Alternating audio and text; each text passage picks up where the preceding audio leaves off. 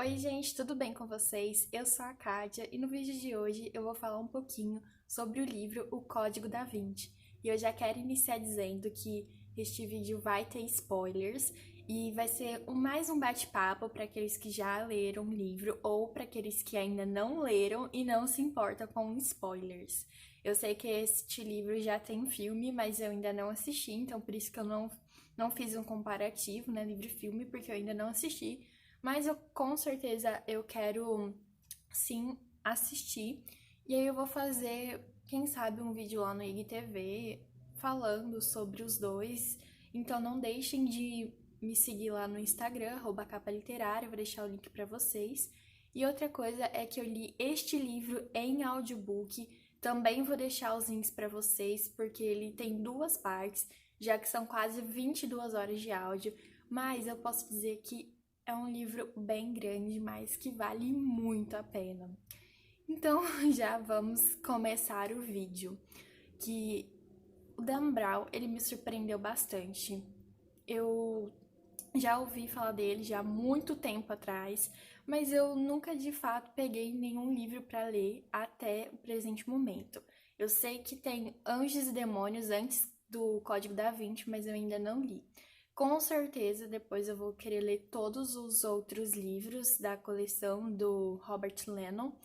E, bom, para iniciar já a introdução do Código da Vinci, eu achei que já começa o livro muito emocionante, porque o autor já inicia com a morte dentro do Museu do Louvre, lá em Paris, que é do Jacques Sonnier.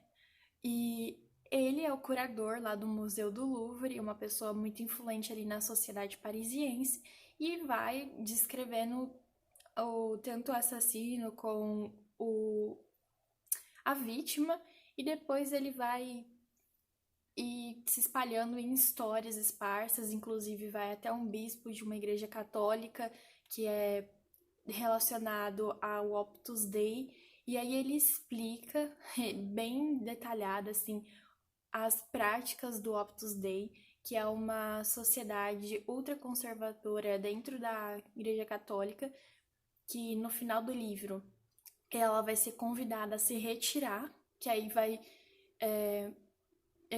o pessoal lá do Vaticano pede para que eles se retirem e deixem de ser católicos e seja uma sociedade à parte ali cristã, mas que no início eles pertencem sim à igreja e eles utilizam métodos bem agressivos de mortificação corporal, eles utilizam silício na coxa, e enfim, eles têm várias práticas e eles colocam sempre a mulher como um ponto de inferioridade, enfim, eles têm toda uma questão ali que eu até então eu nunca tinha ouvido falar.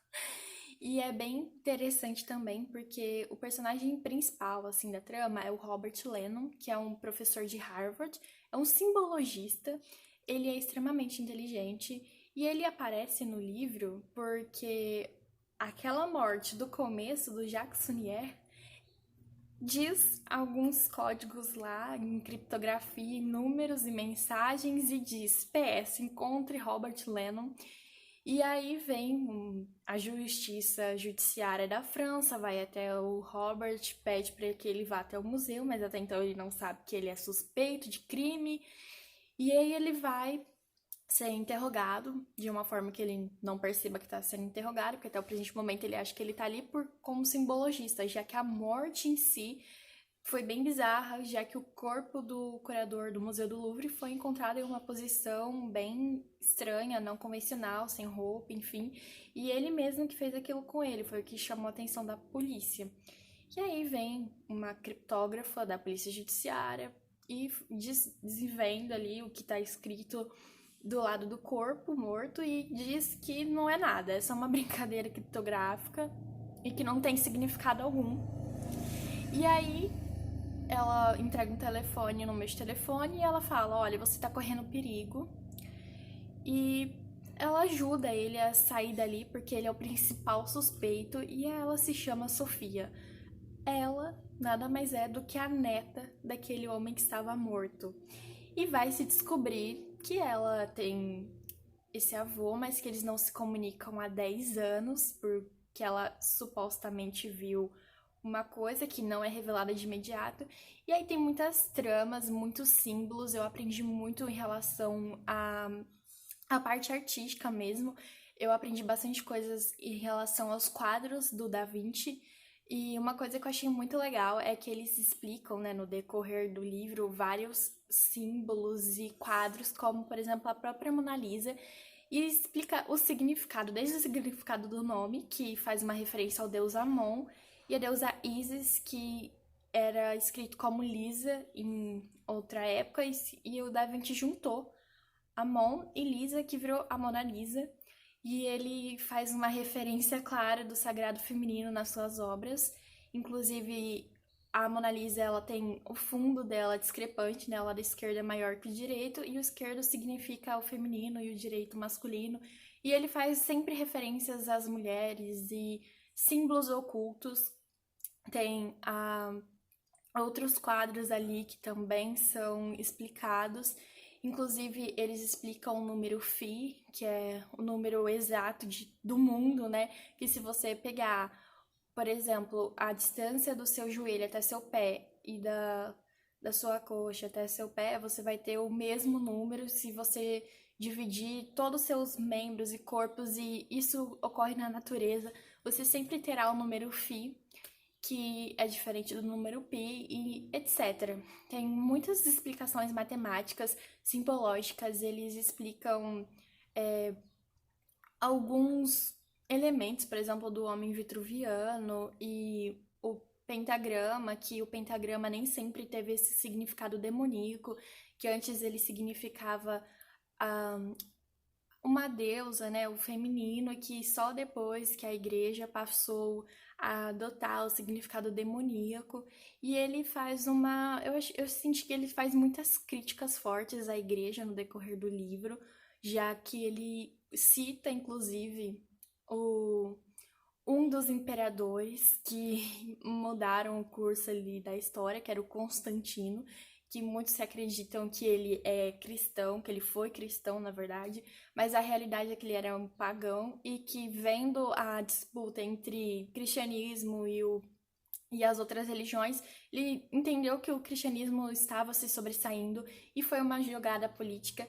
E o livro diz também que a Bíblia, o Novo Testamento, ela foi discutida e votada quais seriam os testamentos que iriam entrar na Bíblia, já que existem testamentos ocultos e perdidos que historiadores encontraram depois.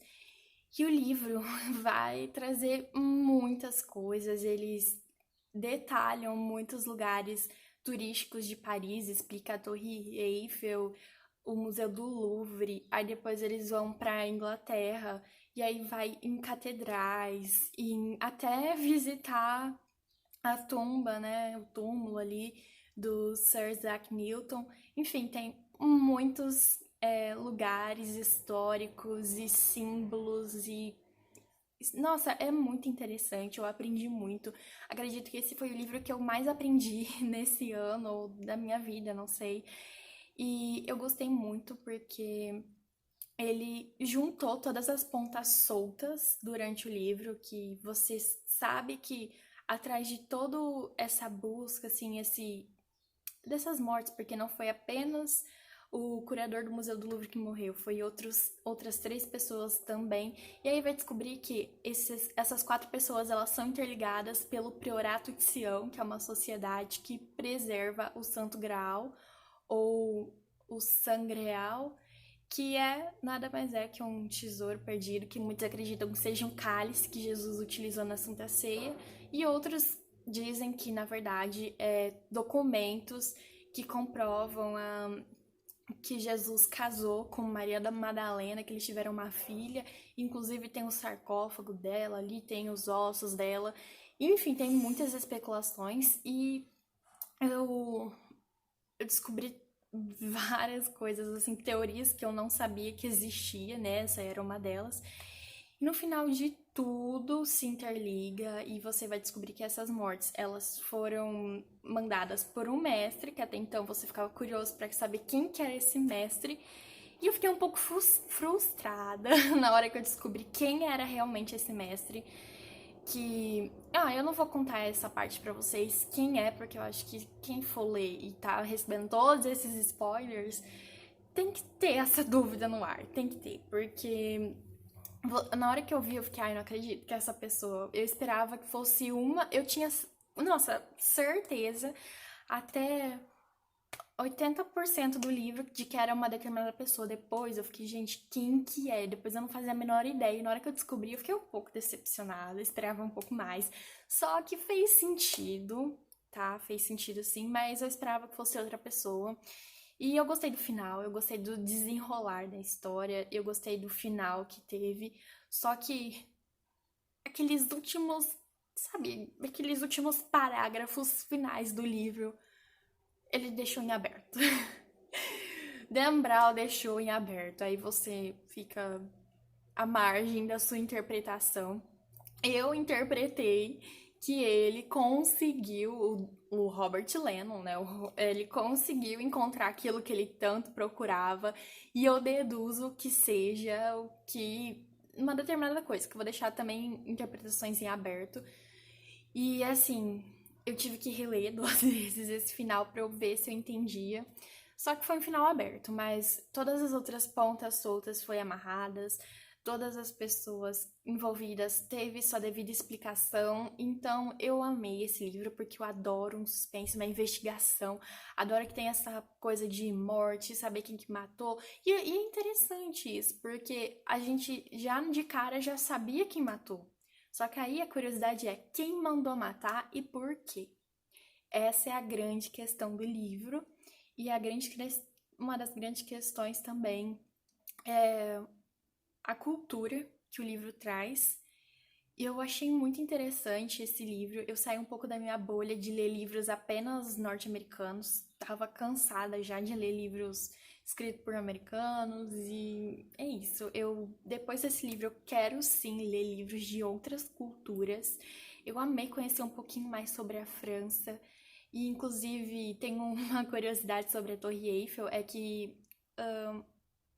a pessoa que mandou construir, que eu não me recordo o nome, que eu sou péssima de nome, gente, ele exigiu que houvesse 666 vidraças na, na Torre Eiffel, fazendo referência ao número 666, que seria o número da besta. E é muito interessante, ele traz esse jogo de símbolos e acontecimentos históricos. E o melhor de tudo é que o Opus Dei, o Priorato de Sião, eles são baseados em fatos reais.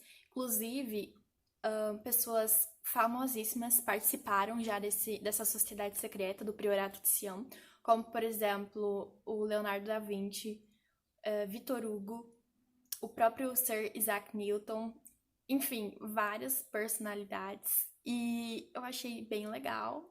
Ele até cita um pouquinho sobre a maçonaria lá no final, cita alguns exemplos de personalidades maçons e sensacional. Gente, eu não tenho palavras para descrever a minha empolgação, porque todo dia que eu lia, assim, eu aprendia inúmeras coisas que com certeza, a hora que eu ver esse vídeo, eu falo, nossa, eu deixei de falar tal coisa. Porque é muita informação, é um livro grande, complexo, ele tem vários conhecimentos avançados, mas o legal é que, mesmo não entendendo nada de matemática, de criptografia, de história da arte, de todas essas coisas que o livro trata, eu entendi perfeitamente o livro, porque o Dan Brown, ele conseguiu trazer todos esses assuntos complexos bem explicados de uma maneira que uma pessoa leiga como eu consiga compreender bem fácil, e aquilo vai se encaixando como um quebra-cabeça dentro da história. E eu achei incrível, porque eu adoro também essas teorias da conspiração, de símbolos, e nossa, acho maravilhoso.